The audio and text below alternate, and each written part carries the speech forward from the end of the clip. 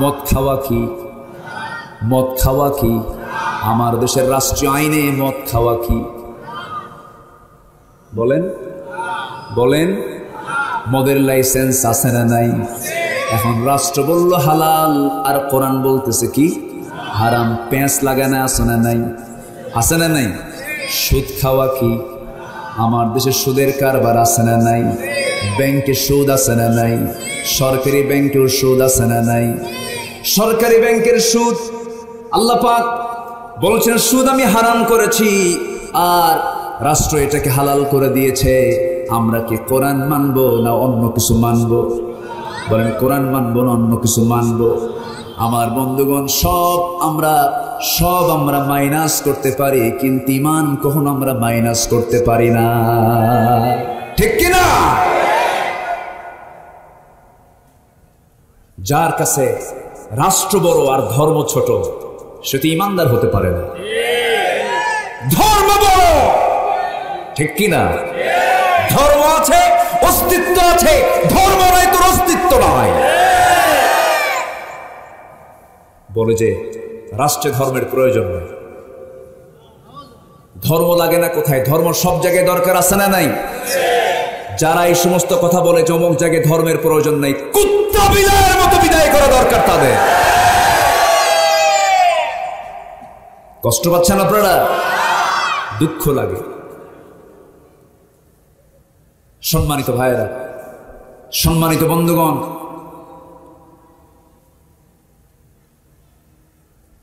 ইসলাম কার? আসতে ইসলাম কার?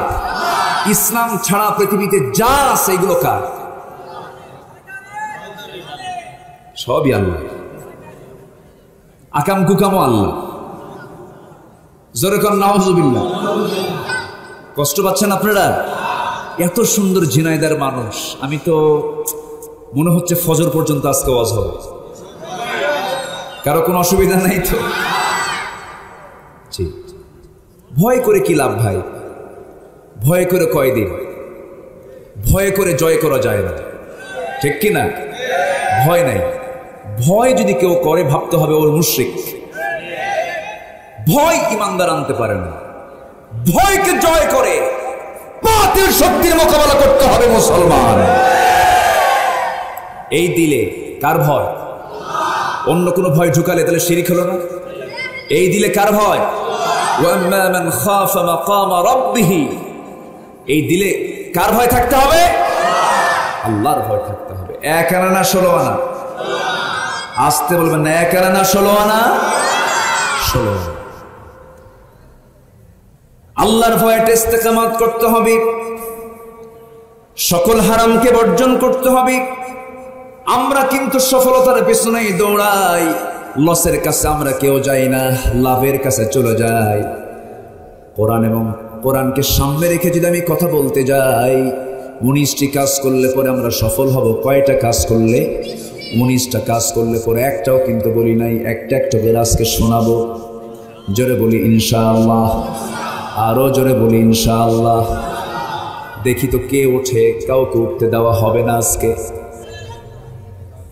এখন ইনশাআল্লাহ কেউ কয় না, সব ভয় পেয়ে গেছে। হুজুর কিসে বন্দিশালায় পড়ে গেলাম। কারো কোনো অসুবিধা নাই তো? এত সুন্দর মানুষ আপনারা। ঝিনাইদা কিসের জন্য বিখ্যাত? ক্যাডেট কলেজ তো খাওয়ার জিনিস না। খাওয়ার জিনিস কিছু বলে। পান হলো? আচ্ছা পান না, তাও হলো না। পান তো কোনো খাদ্যের মধ্যে পড়ে না। হ্যাঁ, খেজুরের গুড়। আরে যশোরে খই, আপনারা খেজুর বানায় দেন না, কি আছে? যেখানে অনেক খেজুর গাছ আছে না, খেজুর গাছ আছে। সম্মানিত ভাইয়েরা, আল্লাহ পাক এক একটা এলাকায় এক একটা বরকত দিয়েছেন, বলি আলহামদুলিল্লাহ। ঝিনাইদাতে যা আছে এটা আপনার অন্য এলাকায় পাবেন না। তবে ঝিনাইদার সবচেয়ে সুন্দর জিনিস হলো, সবচেয়ে সুন্দর যেটা আমার লাগে সেটা হচ্ছে ভাষা। সুন্দর কথা আপনারা বলতে পারেন, বলি আলহামদুলিল্লাহ। আপনাদের চাইতে আরো সুন্দর কথা বলতে পারেন নোয়াখালী। হাসেন কেন?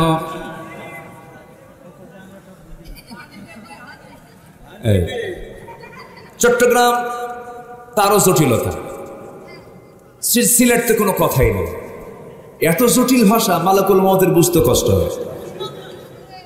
এটা কথার কথা বলছে, আবার এটা যেন এটা রূপক ভাবে বললাম যেন এটা দলিল আকারে না আসে। আবার সম্মানিত ভাইয়ের, আমরা তো কথা একটা বললে পিছনে আবার ব্যাকআপ দিতাম। সম্মানিত ভাইয়ের, সকল ভাষার মালিককে, এই ভাষাগুলো কে দিয়েছেন? আল্লাহ দিয়েছেন। ওদের ভাষার মধ্যেও কিন্তু মজা আছে, ওই মজা ওরা বোঝে। কিন্তু প্রকৃত যেটা বাংলা ভাষা, এই বাংলা ভাষার প্রাণ এটা হচ্ছে যশোর, ঝিনাইদহ, মেহেরপুর, চুয়াডাঙ্গা, কুষ্টিয়ার ভিতরে একটু ভেজাল আছে, একটু পাবনা ঢুকে গেছে, তাই না? গেদা কি বাসো ভাত খেয়েছে, এরকম কিছু টানটুন আছে। ওই যে কুমারখালী, খোকসার দিকে একটু সমস্যা আছে, কিন্তু এই দিকে মোটামুটি ঝিনাইদহ, যশোর, মাশাআল্লাহ অনেক সুন্দর ভাষা। বলি আলহামদুলিল্লাহ। আমার নবীর সঙ্গে আপনাদের মিল আছে। রাসূল বলেছেন, নাহনু আফসাহুল আরব, আমি রাসূল হলাম আরবের সবচেয়ে শুদ্ধ ভাষী, আরবি ভাষী একজন মানুষ। আপনারা বলতে পারবেন, আমরা বাংলার সবচেয়ে শুদ্ধ ভাষী একজন মানুষ। আলহামদুলিল্লাহ, এদিক থেকে আপনারা টপে আছেন। জি জি, বলি আলহামদুলিল্লাহ। তাহলে শুদ্ধ ভাষায় কথা বলাও একটা বিশাল বোনাস, একটা বিশাল পাওয়া। নোয়াখালীতে জন্ম নিলে তো পানি বলতেই পারতেন না, পানি হানি। আল্লাহ পাক কয় না, আল্লাহ ফাঁক। কত অসুবিধা, হয় না, বুঝলে কি যে বেকায়দা। এদিক থেকে এই এলাকা অনেক ভালো। বলি আলহামদুলিল্লাহ, জোরে বলি আলহামদুলিল্লাহ। কিন্তু ঢাকাতে ঝিনাইদার ইমাম বেশি না নোয়াখালীর ইমাম বেশি? আল্লাহু আহাদ আল্লাহুস সামাদ লাম ইয়ালিদ ওয়া লাম ইউলাদ ওয়া লাম ইয়াকুল লাহু কুফুয়ান আহাদ। আল্লাহ দুই না এক? আল্লাহ পরের উপর নির্ভরশীল না আত্মনির্ভরশীল? স্বনির্ভর। আল্লাহ কারোর প্রতি তিনি ডিপেন্ডেন্ট হন না, কারো কাছ থেকে তিনি জন্ম হয়ে আসেন নাই, কাউকে তিনি জন্ম দেন নাই, তার সমকক্ষ পৃথিবীর আর কেউ নাই। তিনি কে? আল্লাহ। আল্লাহ আল্লাহ কি? আল্লাহ, তার কোনো বিকল্প কেউ নাই। আরো সুন্দর পরিচয় যদি আমরা জানতে চাই তার, সবার জন্য আয়াতটা জানা খুবই জরুরি, মুখস্থ করে নেব, কারণ এই আয়াতটা জানলে পরে জান্নাত যাওয়াটা সহজ হয়ে যাবে। সে আয়াতটা কি সবাই বলেন? আল্লাহু লা ইলাহা ইল্লা হুয়াল হাইয়ুল কাইয়্যুম লা তা'খুযুহু সিনাতুন ওয়া লা নাওম লাহু মা ফিস সামাওয়াতি ওয়া মা ফিল আরদ من ذا الذي يشفع عنده إلا بإذنه يعلم ما بين أيديهم وما خلفهم ولا يحيطون بشيء من علمه إلا بما شاء وسع كرسيه السماوات والأرض ولا يؤوده حفظهما وهو العلي العظيم। জোরে বলুন আল্লাহু আকবার। আয়াতটার নাম কি? আয়াতুল কুরসি। আয়াতুল কুরসি পড়লে সমস্ত সম্পদের জিম্মাদার কে হন? এই নসিহতটা দিছিল কে? না, নবীজি তো দিয়েছেন। এই তো, হ্যাঁ, একজন সুন্দর উত্তর দিয়েছেন। মালামাল রক্ষা করার জন্য সবচাইতে শ্রেষ্ঠ মাধ্যম হচ্ছে আয়াতুল কুরসি। জোরে বলে সুবহানাল্লাহ। এই নসিহতটা আসছিল কার থেকে? শয়তানের কাছ থেকে। ওইদিকে যাব না, শয়তানের কাছ থেকে। শয়তান যা কইছে কথা ঠিক, কিন্তু রেওয়া মানে বর্ণনা করেছে শয়তান। সম্মানিত ভাই, সম্মানিত বন্ধুগণ, কেন? 9টা বাক্য সম্বলিত একটা আয়াত, এটা পরিপূর্ণ আল্লাহ তাআলার একটা পরিচয় আল্লাহ পাক এই আয়াতের মধ্যে তিনি তুলে ধরেছেন। সুবহানাল্লাহ। যদি কখনো সুযোগ হয় আয়াতুল কুরসির উপরে আমি একটা তাফসীর এলাকায় যদি আসা হয়, এটা করার সুযোগ যদি আমি পাই, আমি করব ইনশাআল্লাহ। বলি ইনশাআল্লাহ।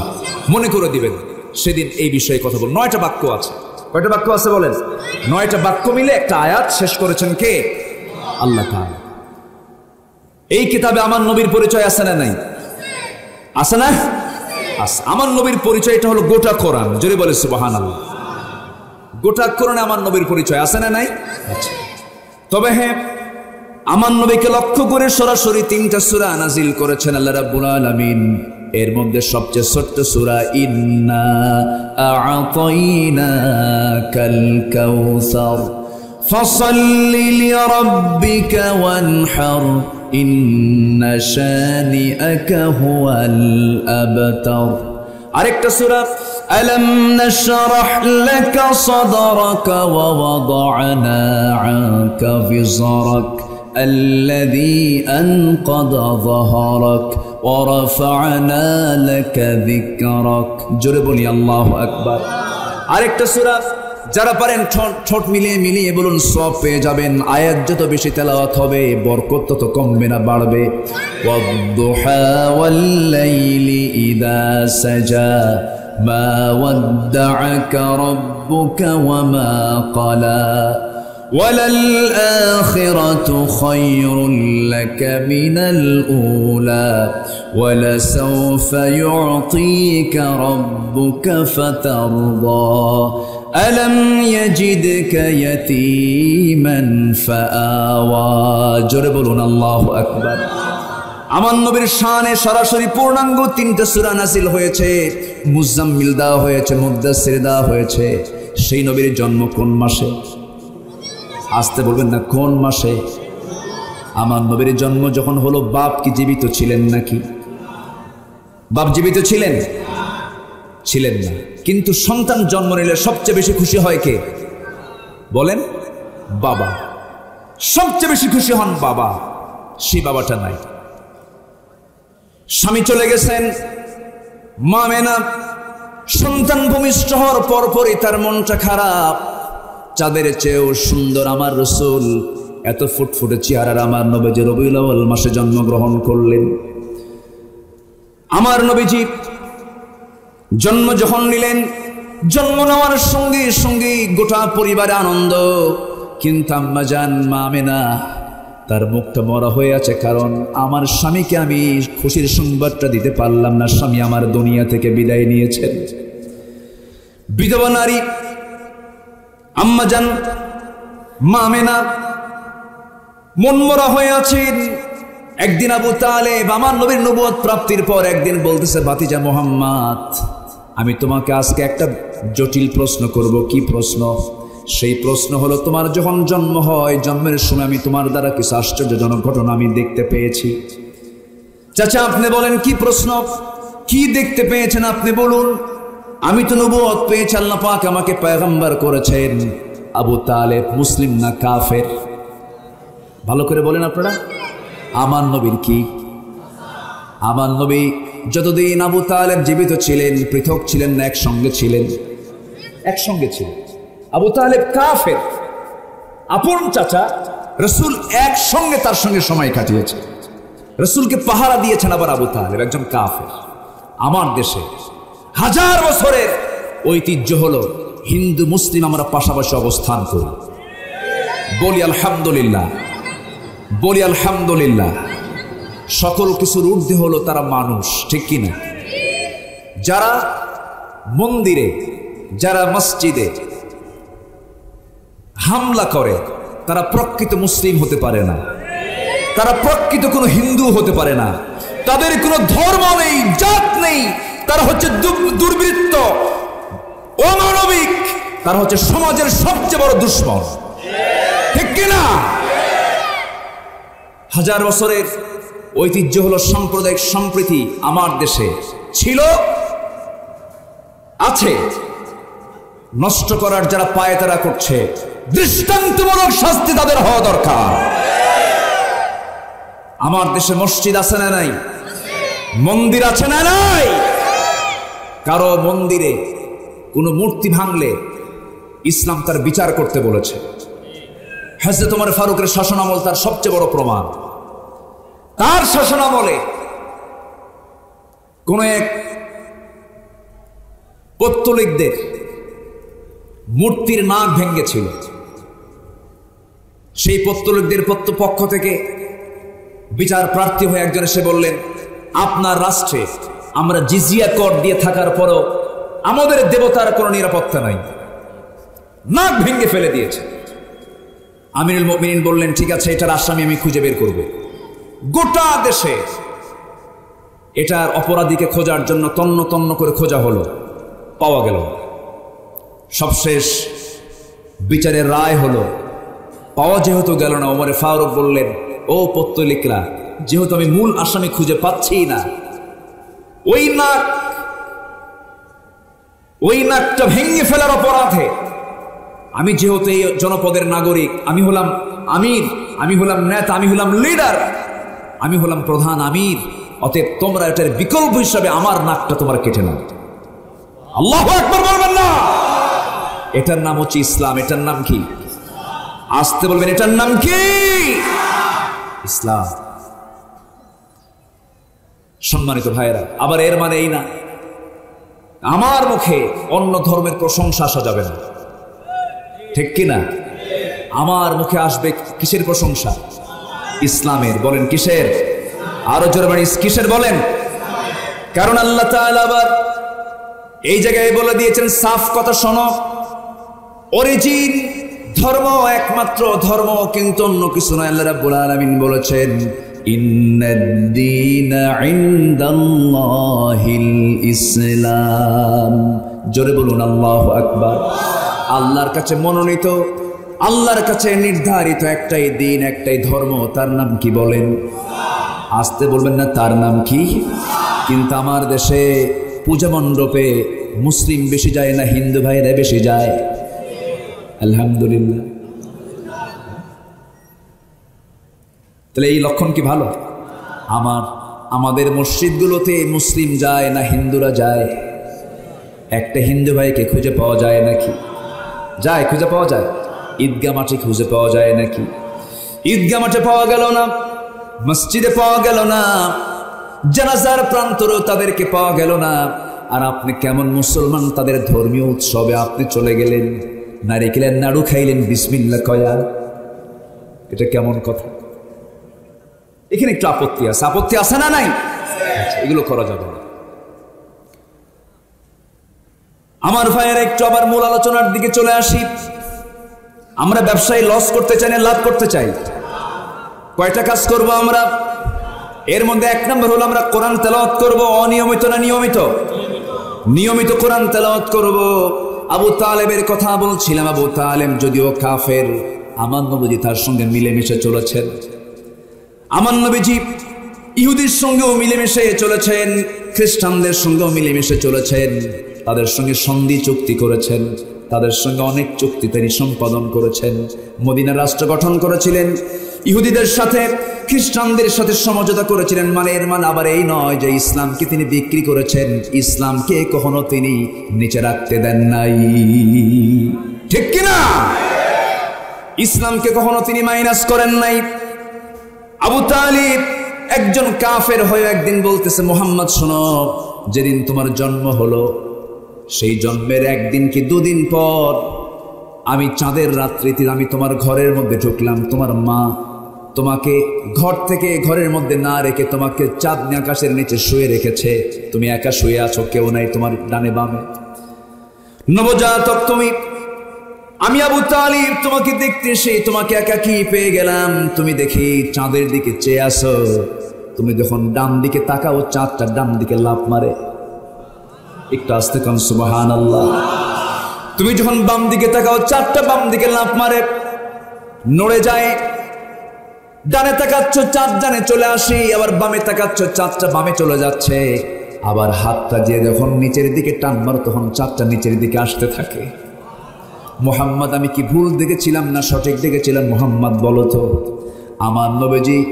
আমার নবীজি মুস্কি মুস্কি হাসি মেরে বলছেন, চাচা আপনি যা দেখেছেন সম্পূর্ণ সত্যি দেখেছেন, কারণ আমার আব্বা তো আমার জন্মের 6 মাস পূর্বে দুনিয়া থেকে বিদায় নিয়েছেন। আমার মার মনটা খারাপ, আমার মার মনে একটু প্রশান্তি দেবার জন্য আল্লাহ রাব্বুল আলামিন আমাকে চাঁদ আমার জন্য খেলনা বানায় দিয়েছিলেন। জোরে বলি সুবহানাল্লাহ। আমার নবীজি নবুয়ত পাওয়ার পরও চাঁদ দ্বিখণ্ডন কি হয় নাই? ইনশাক্কাল কামার, আকাশের চাঁদ তিনি দ্বিখণ্ডন করেছিলেন। কাফের মুশরিকরা প্রশ্ন করেছিল, তুমি যদি ইনকুনতা নাবিয়ান হাক্কা, তুমি যদি সত্যিকারের নবী হও, আকাশের চাঁদ তুমি দ্বিখণ্ডন করে ফেলো। আমার নবীজি আল্লাহ তাআলার অর্ডারে শুধু নখটা উঁচু করেছিলেন। আমার নবীজির নখের পাওয়ার কে দিয়েছেন? এটা কি নখের পাওয়ার মূলত না আল্লাহর পাওয়ার? শুধু আমার নবীজির নখটা উঁচু করেছিলেন, ইনশাক্কাল কামার চাঁদটা দুভাগ হয়ে গেছে। সহিহ বুখারীর হাদিস, সহিহ বুখারীর হাদিস। চাঁদ যখন দ্বিখণ্ডন হয়ে গেল, চাঁদ কাঁপে। আমার নবীজি বলছেন, চাঁদ কাঁপিস কেন? চাঁদ থরথর করে কাঁপে। চাঁদের এই কাঁপুনি দৃশ্য দেখে রাসূল বললেন, চাঁদ তুই কাঁপিস না, আবার একাকার হয়ে যা। যখন হাতটা দিয়ে, যখন নখটা দিয়ে, যখন আবার ইশারা করলেন, চাঁদটা আবার একাকার হয়ে গেল। এগুলো মুআজিজা। এগুলো কি বলেন? এগুলো কি মুআজিজা। নবীদেরকে মুআজিজা কে দিয়েছেন? আমার নবীর জিন্দেগিতে অসংখ্য মুআজিজা প্রকাশ পেয়েছে। তার মধ্যে এক নম্বর মুআজিজা কি বলেন? আসতে বলবেন, এক নম্বর মুআজিজা কি? সকল নবীর মুআজিজা, সকল নবীর মুআজিজা তাদের মৃত্যুর মধ্য দিয়ে শেষ হয়ে গেছে। মুসার লাঠি আর আজ পৃথিবীতে নাই, তার কার্যকারিতা নাই। অনেক পয়গম্বরের মুআজিজা মৃত্যুর সঙ্গে সঙ্গে শেষ হয়ে গেছে, কিন্তু আমার নবীর মুআজিজা এমন একটা শ্রেষ্ঠ মুআজিজা কোরআন আজও আছে কিয়ামত পর্যন্ত। কেন? আল্লাহ রাব্বুল আলামিন গোটা দুনিয়াতে সব শেষ হয়ে যাবে, কোরআনটা ঠিক থেকে যাবে। জোরে বলি সুবহানাল্লাহ। সব ধ্বংস হবে, কোরআন কি ধ্বংস হবে? এই কোরআন নিয়ে যারা নাটক করে, এদের সঙ্গে আমাদের কোনো আপোষ নেই, ঠিক কিনা?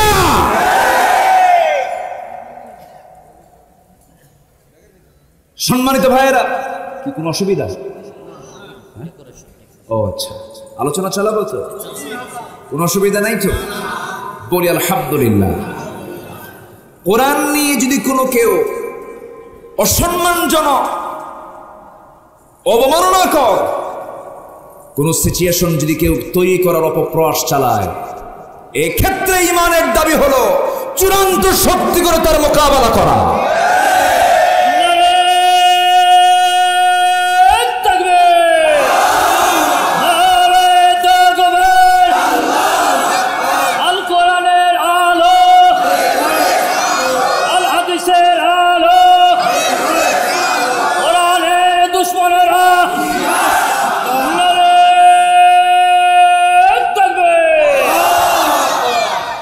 আমরা কার নাম নিলাম?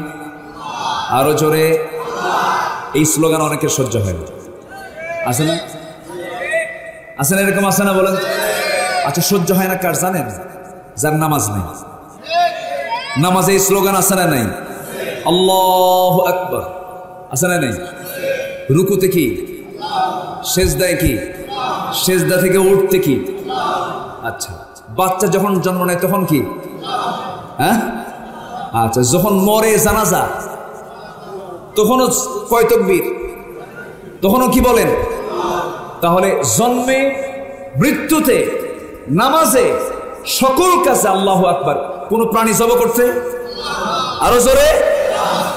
তাহলে সব জায়গায় আল্লাহু আকবার লাগে, তোমার স্লোগানে আল্লাহু আকবার বিরক্ত লাগে। মুনাফিক তুমি! এখানে তোমার বড় প্রমাণ, তুমি মুনাফিক। মুনাফিক চেনার জন্য সূরা মুনাফিকুন আছে না নাই? মুনাফিকুন পড়বেন, সূরা মুনাফিক কারা সব চিনে নিবে। যাদের কাছে এই স্লোগান বিরক্ত লাগে, জুলফিকার ভাই যে স্লোগানটা দিল, যে তাকবীরটা দিল, এটা যার কাছে বিরক্ত লাগবে, মনে হবে যে না, এটা আবার কি শুরু হলো। ভাববেন যে ওর মধ্যে মুনাফিকদের যে লিডার ছিল, ওদের রক্ত কিছু ঢুকে দেওয়া আছে।